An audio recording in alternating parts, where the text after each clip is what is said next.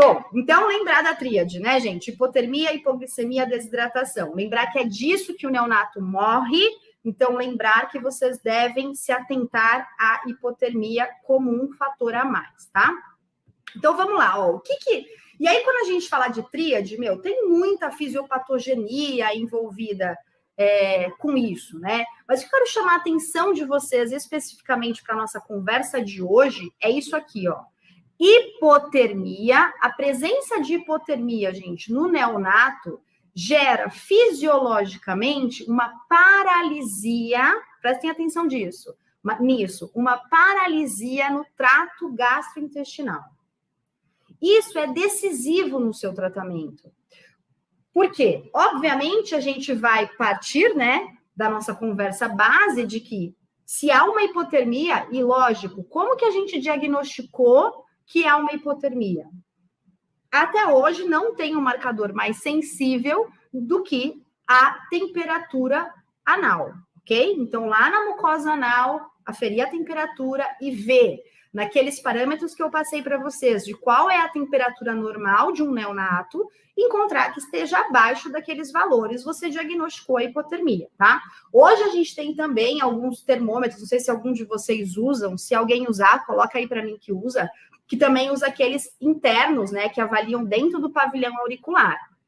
Ainda não é uma medida padrão que a gente utilize, né? E nada de ver temperatura de focinho, e nada de ver temperatura de região ventral, a temperatura é anal, ok? Não é só lubrificar o termômetro, não é para inserir bastante, é para inserir só aquela parte metálica do digital ou de mercúrio, e aí mercúrio acho que ninguém mais usa, né? E aí colocar ali e esperar para a gente ver a temperatura fugindo das fezes, né? Então, quando tá aqui o ânus, coloquei o termômetro, certo? E lateralizei ele para não pegar o cocô.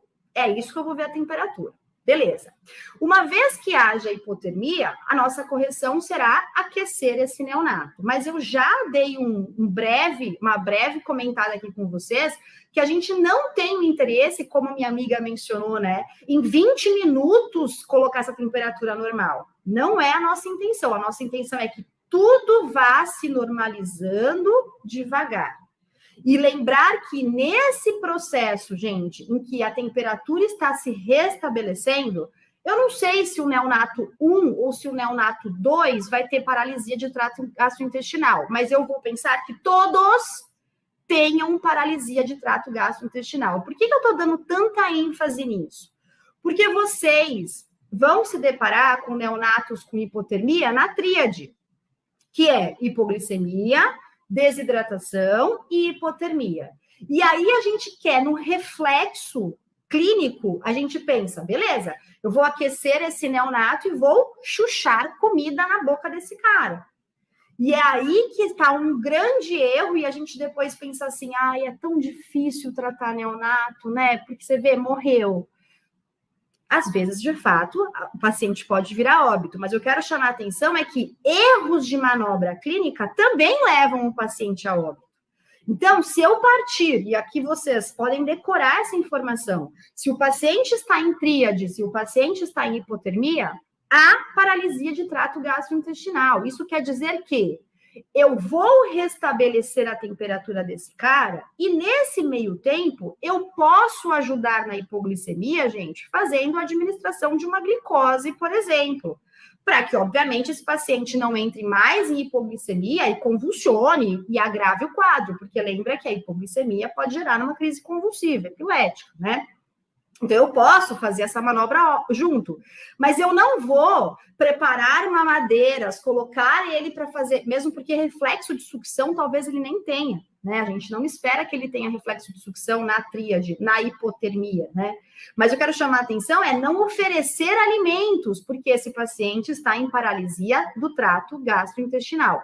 E por que eu não posso oferecer alimento? Quando eu ofereço alimento num paciente que esteja em paralisia do trato gastrointestinal, eu favoreço a ocorrência da translocação bacteriana e esse paciente vem a óbito por sepse. Olha que coisa mais absurda. Eu tenho um paciente com motivo X que gerou uma tríade e no meu desespero clínico de hidratar, né, de aumentar a temperatura e de oferecer nutrição, esse paciente vem a óbito de sepse. Então, o primeiro parâmetro que a gente comentou aqui, vamos resumir nossos tópicos da nossa conversa breve. O primeiro é entender qual é a temperatura de um neonato. Colocar aquelas informações, estão aqui nos slides para que vocês marquem, tá? A segunda informação é entender que tudo que esteja relacionado com o neonato faz parte da manutenção de temperatura, inclusive a temperatura do ambiente. Não adianta lá você se... Ah, Ju, eu tô aqui na minha clínica, coloquei bolsinha, coloquei no colchão, coloquei não sei o quê, e um ar-condicionado torando no ambiente, né? Então, tudo está relacionado com a manutenção da temperatura.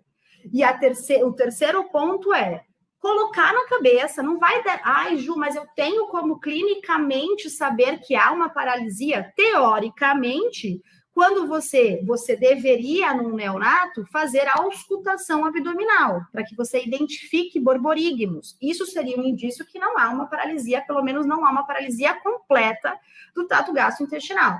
Né? Então, a gente tem que fazer essa manobra, mas, independente disso, não é o momento de alimentar, ok? É o momento da gente aquecer.